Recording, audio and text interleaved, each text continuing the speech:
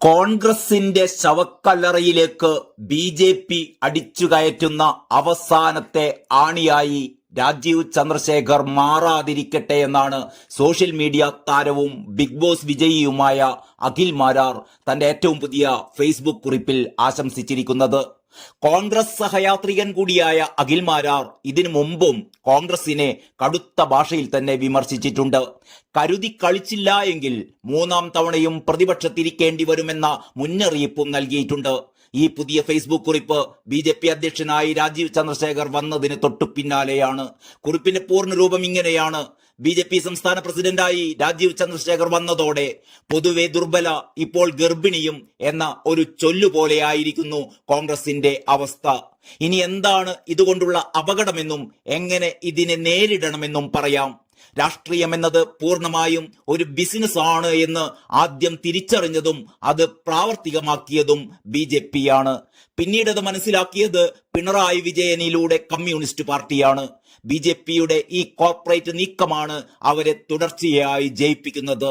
രാജ്യത്തെ ജനങ്ങളെ ഏത് രീതിയിൽ തങ്ങൾക്ക് അനുകൂലമാക്കി മാറ്റണമെന്ന് ബി.ജെ.പിക്ക് നന്നായിട്ടറിയാം. വർഗീയത പോലും ഏതൊക്കെ സ്ഥലത്താണ് വർക്കാവുന്നത് എന്നും അവർക്കറിയാം. ബി.ജെ.പി. വർഗീയ പാർട്ടിയല്ല, മറിച്ച് വർഗീയത ജയത്തിന് വേണ്ടി ഉപയോഗിക്കുന്ന ഒരു കോർപ്പറേറ്റ് പാർട്ടിയാണ്. അവിടെയാണ് കേരളത്തിൽ ബി.ജെ.പി. മുന്നോട്ട് വെക്കുന്ന വർഗീയതക്ക് സ്കോപ്പില്ല എന്നവർ മനസ്സിലാക്കുന്നത്. ഇവിടെ പരസ്പരം തമ്മിലടിച്ച് പാരവെച്ച് നടക്കുന്ന നേതാക്കന്മാരെ നിയന്ത്രിക്കാൻ രാജീവ് ചന്ദ്രശേഖർ വരുന്നത് ഈ നേതാക്കൾക്ക് യാതൊരു കുഴപ്പവുമില്ല എന്ന് മാത്രമല്ല, തനിക്ക് കിട്ടാത്തത് മറ്റവനും കിട്ടിയില്ലല്ലോ എന്ന ആശ്വാസത്തിൽ ഇവരൊക്കെ കൂടുതൽ സന്തോഷിക്കും. വളരെ പ്രായോഗിക ബുദ്ധിയോടെ രാഷ്ട്രീയത്തെ സമീപിക്കുന്ന രാജീവ് ചന്ദ്രശേഖർ ഇന്നലെകളിൽ ബി.ജെ.പിയിൽ നിന്നും അകന്നുപോയ ഉന്നത ഉദ്യോഗസ്ഥ വൃന്ദങ്ങളെല്ലാം തിരികെ പാർട്ടിയിലെത്തിക്കും. പുതുതലമുറയെ ആകർഷിക്കാൻ ശേഷിയുള്ള യുവാക്കളെ സ്ഥാനാർത്ഥികളായി പരിഗണിക്കും. പൊതുവെ യാതൊരു സ്വാർത്ഥ മനോഭാവവുമില്ലാത്ത RSS പ്രവർത്തകർ ഈ സ്ഥാനാർത്ഥികൾക്ക് വേണ്ടി ആത്മാർത്ഥമായി ജോലി ചെയ്യും. കഴിഞ്ഞ ലോക്സഭാ തിരഞ്ഞെടുപ്പിൽ 20 നിയോജക മണ്ഡലങ്ങളിലെങ്കിലും താമര ചിഹ്നം ഒന്നാമത് വന്നിട്ടുണ്ട്. അവിടെ അതുറപ്പിക്കുകയാവും രാജീവ് ചന്ദ്രശേഖറിന്റെ ലക്ഷ്യം. പൂർണ്ണമായും ഒരു കമ്പനിയുടെ CEO ആയി ഒരാൾ മാറുകയും അയാളുടെ പ്ലാനുകൾ നടപ്പിലാക്കുന്ന വിവിധ ജോലികൾ പാർട്ടി നേതാക്കന്മാർ ഏറ്റെടുക്കുകയും ചെയ്യുന്നതോടെ ജയിക്കാൻ വേണ്ടി ഏതറ്റം വരെയും ബി.ജെ.പി. പ്രവർത്തകരും പോകും. ചില മണ്ഡലങ്ങളിൽ ജയസാധ്യത UDFും ബി.ജെ.പിയും തമ്മിൽ വന്നാൽ ഇടതു വോട്ടുകൾ ബി.ജെ.പിയിലേക്ക് പോയാലും അത്ഭുതപ്പെടാനില്ല. ഇടതിന്റെ ലക്ഷ്യം അധികാരം തുടരണമെന്നും ബി.ജെ.പിയുടെ ലക്ഷ്യം കോൺഗ്രസിന്റെ പതനവുമായതിനാൽ ഇവർ ഒന്നിക്കാനുള്ള സാധ്യത കൂടുതലാണ്.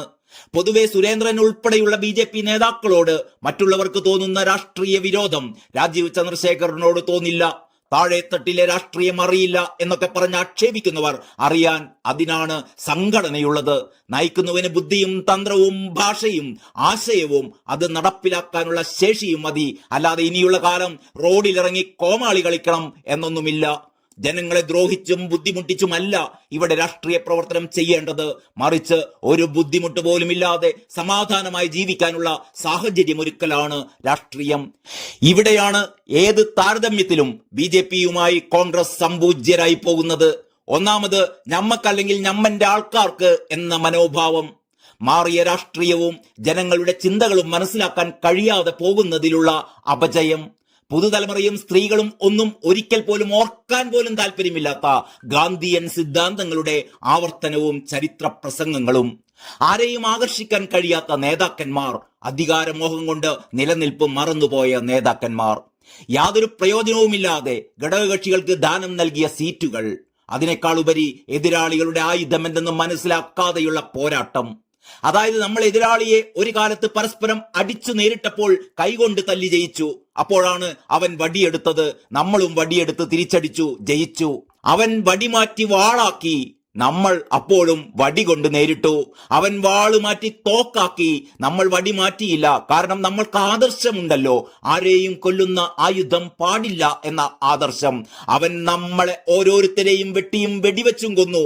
യുവാക്കൾ പറഞ്ഞു, നമുക്ക് വാൾ വേണം, തോക്കുണ്ടേൽ ഞാൻ രക്ഷിക്കാം. അപ്പോഴും ഉപദേശം വന്നു, വടി നമ്മുടെ ആശയമാണ്, അത് മാറ്റരുത്. എതിരാളി AK-47 എടുത്തു, അപ്പോഴും നമ്മൾ വടി മാറ്റിയില്ല. അതുകൊണ്ട് ജയിക്കണമെങ്കിൽ ആയുധം വേണം കൂട്ടരെ. ഏതായുധം വേണമെന്ന് എതിരാളിയുടെ ആയുധം മനസ്സിലാക്കിയിട്ട് വേണം തീരുമാനിക്കാൻ. അതിനാദ്യം വേണ്ടത് ബോധമാണ്, ഒപ്പമുള്ളവരെ കുറിച്ച് കരുതലാണ്, പോരാടാനുള്ള ആത്മവിശ്വാസമാണ്. ഞാൻ പറഞ്ഞതൊക്കെ വേണമെങ്കിൽ മനസ്സിലാക്കാം, അതല്ലെങ്കിൽ തള്ളിക്കളയാം. രണ്ടായാലും എനിക്ക് സന്തോഷം. ഇനിയുള്ളത് ഒരു വർഷം മാത്രം. ഇല്ലെങ്കിൽ ഇനിയുള്ള കാലം ചരിത്രം പറഞ്ഞ് ജീവിക്കാം, അത്രയേ ഉള്ളൂ. ഇത്രയുമാണ് അഖിൽ മാരാറുടെ ഫേസ്ബുക്ക് പോസ്റ്റ്. ഇതിനേക്കാൾ ഭംഗിയായി കോൺഗ്രസിനെ പറഞ്ഞ് മനസ്സിലാക്കിപ്പിക്കാൻ ഒരാൾക്കും പറ്റുമെന്ന് തോന്നുന്നില്ല. അഖിൽ മാരാർ പറഞ്ഞത് കോൺഗ്രസുകാർ കേട്ട് അത് നടപ്പാക്കാൻ ശ്രമിച്ചാൽ അവർക്ക് നല്ലത്. അത്രയേ പറയാനുള്ളൂ. നന്ദി, നമസ്കാരം.